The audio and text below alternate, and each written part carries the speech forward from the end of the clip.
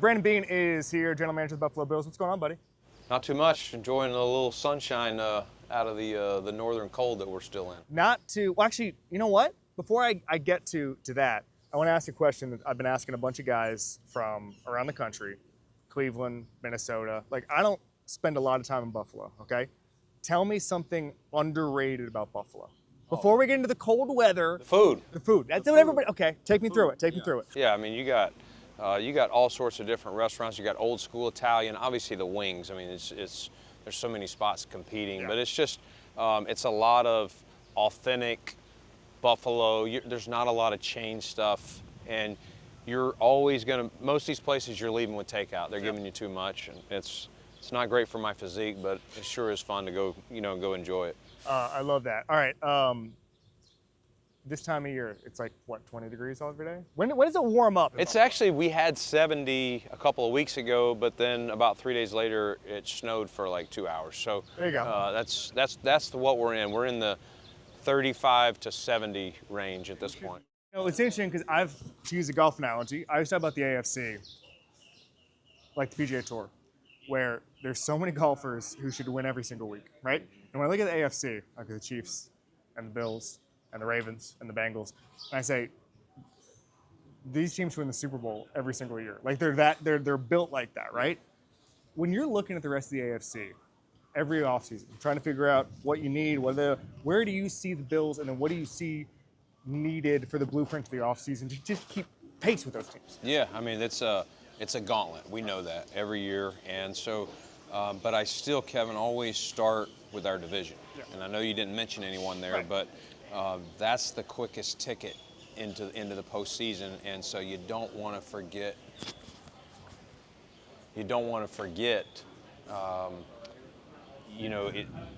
How you match up against the Jets, the Dolphins, and the Patriots, and those teams are all shooting for us, and it's been close. I mean, we barely took a year ago. It took it to the 17th game to win the division versus Miami. So we still know it starts there.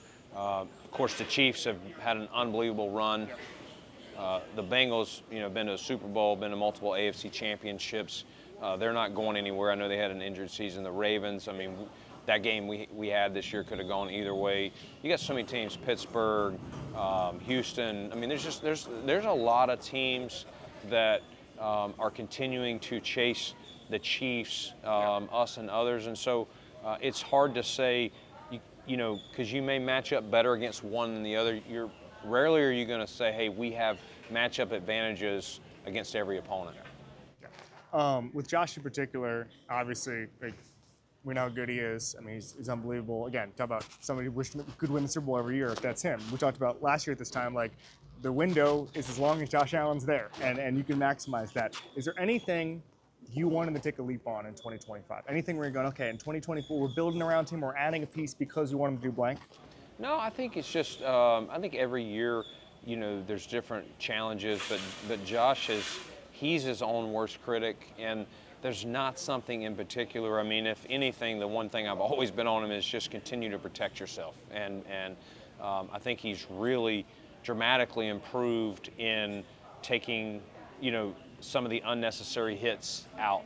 We don't want him to not be Josh Allen, and sometimes that means playing football. I mean, we've always looked at him as a linebacker playing quarterback. That's his mentality. And so sometimes I'm up there going, Josh, get down and get out of bounds. But as a player, his decision making is so improved. He can make all the throws. He really has answered most of the questions that people had on him, not only coming out, but even several years in. I know you mentioned going out of bounds, all that stuff. Is there a play?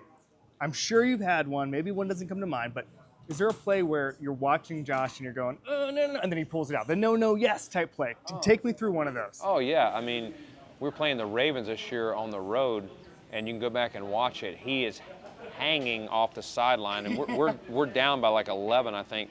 He's hanging and throws it 40-something yards downfield to Khalil Shakir. I mean, he got hit and knocked into the bench basically, and somehow completed the ball to Shakir. I mean, we didn't come back in the game, but it gave us a chance to come back. I think Next Gen Stats said that was the closest completion to a sideline like in the history of football or something. And he's one to have talked, because I've told him sometimes, Josh, throw the ball away before you have to take even that hit. And he's like, yeah, but have you looked at my completion percentage from within 1 yard of the sideline? Like it's like a. You got receipts. Yeah, I mean it's almost like something he wants to brag about. I love that. And so he knows deep down, but he still wants to needle me back about it.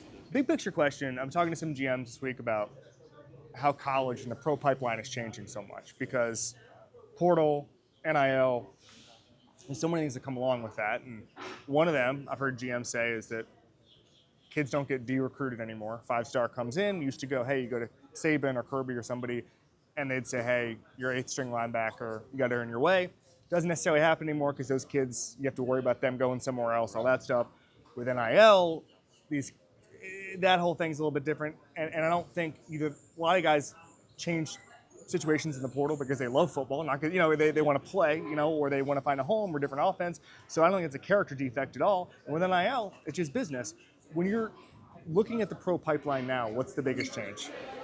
I think just you're not getting a guy, like you said, back in 5-10 years ago, you were getting a guy that might have transferred once. Yeah. Now you're getting guys that are multiple transfers up and down. This guy might have started at Virginia Tech. He might go up to an Alabama program, and then he might drop back down to Villanova or something, just because of a coach, because of the way they use them. And you're trying to find out their path, their journey. Right. Why are they changing? Right. Is it just money related? Is it scheme? Is it coach? And so you're wanting to get to know the DNA. Did they just bail on situations every time they lost a battle?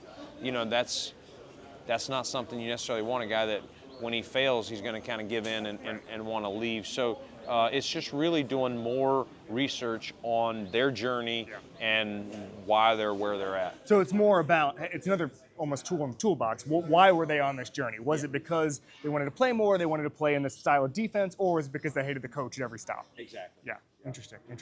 All right, we're doing badasses. We've done it before, but I want somebody on this Buffalo Bills team that is a complete and total badass. One of the most badass guys you've ever been around. Take me through it. Dorian Williams. Dorian is just he is a load when he hits you. You can go back to, I've seen him, on a blitz take on a guard and kind of just knock him back. A guy, but I tell you what, in the playoffs against the Ravens, he came in and him and Patrick Ricard. I mean, Ricard's a heck of a player, and I mean he got him pretty good on that play. You can just he is a run and hit type player.